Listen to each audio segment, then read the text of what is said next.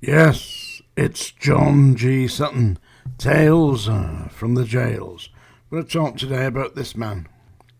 Yeah, you can see this man here. Yeah, that is John Ellis, the Hangman. Used to hang people at Strangeways and Holloway and Wandsworth and you name it. 203 hangings. You see this man here, John Ellis.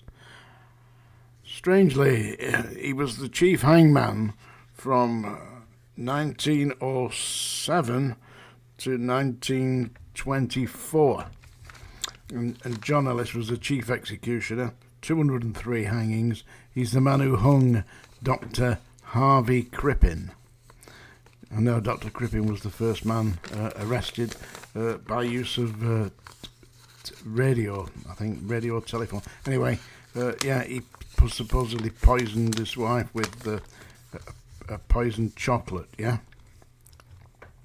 He also hung Sir Roger Casement. And one hanging that finally undid him was the hanging of Edith Thompson at Holloway Prison in London in 1923. Edith Thompson was a relatively young woman, and she was incapacitated, and some believed she was pregnant. But the horrific part of this hanging was that she had to be sedated because she couldn't face it, and she was strapped into a chair. I mean, this is civilization, this, folks, yeah? This is what we used to do, and it's not that long ago, eh? This was 1923. They strapped Edith Thompson into a chair, put the noose around her neck, and John Ellis, the hangman, dropped the hatch. Down she went. And the terrible thing was, as she went down, she had what they believed at the time was a miscarriage.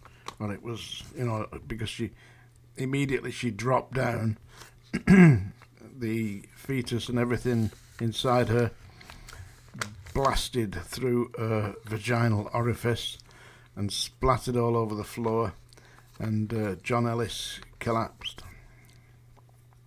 He had to be supported by the prison staff. They called them warders at the time, not prison officers, not screws, not jailers. They called them warders. Well, they probably did call them screws, informally, but they were known as warders. Do you know the Daily Telegraph used to refer to prison officers as warders, right up to the 1980s? Seriously. I know they did, because I spoke to Peter Sandrock, who was one of the main journalists at the Daily Telegraph. Anyway, John Ellis.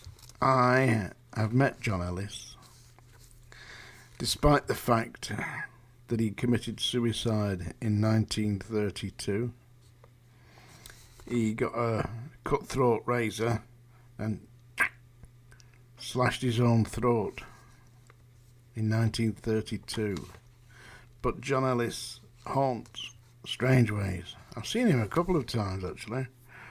I first encountered his ghost when I was on training there in February 1975 on B-Wing. Right at the end there's the condemned cell, and I didn't actually see him then, but I felt this terrible sadness and oppression coming all over me as I was stood there, and it made you feel like you wanted to cry. I mean, I'm supposed to be in there being a jailer, I was supposed to be a tough guy or something. But I got to that condemned cell at the end of B1. I felt really overcome with sadness. When I came back to Strangeways after my stint at Wormwood Scrubs, which is described in my book, by the way. You can see this here, yeah. That's the one, yeah. Get it on Amazon, yeah.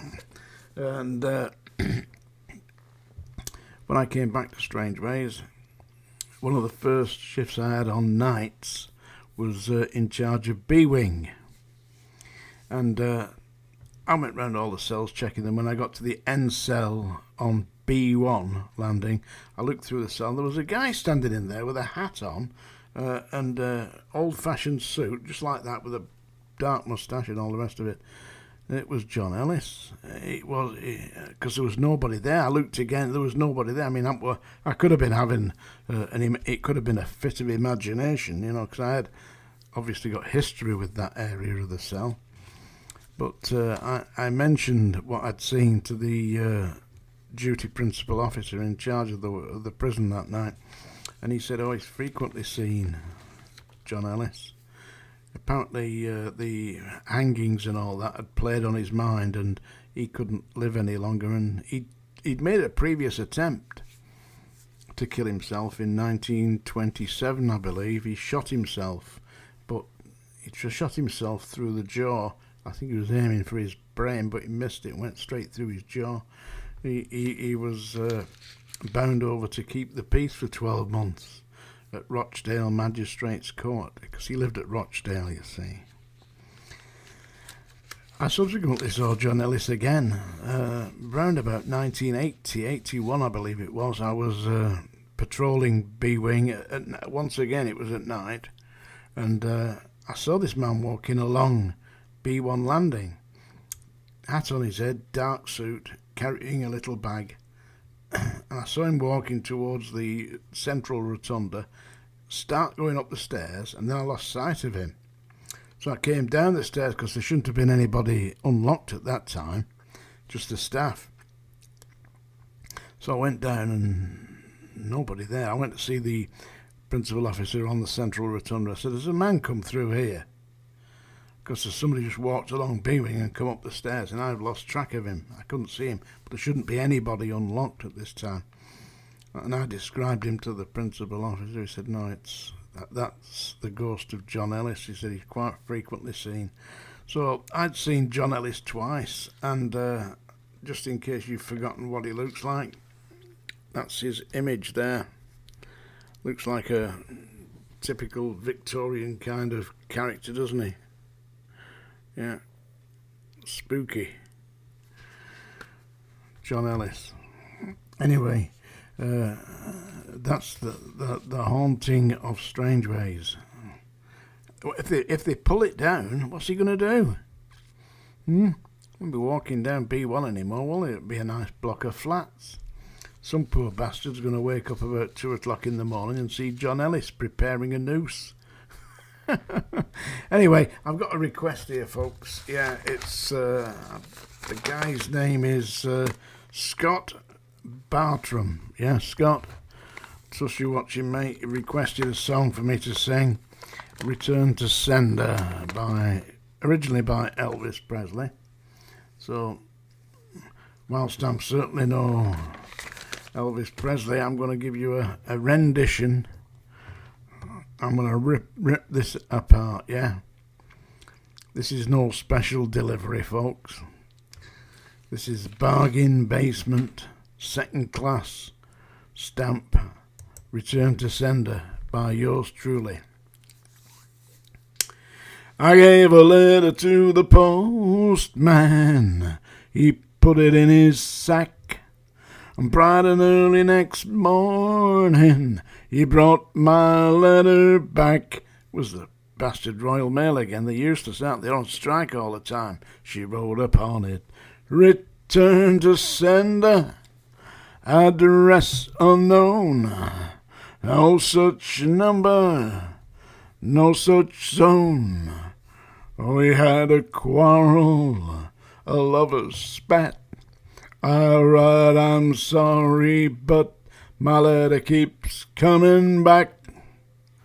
So when I dropped it in the mailbox and sent it special D, bright and early next morning, the bugger come back to me. She wrote upon it, "Return to sender, address unknown.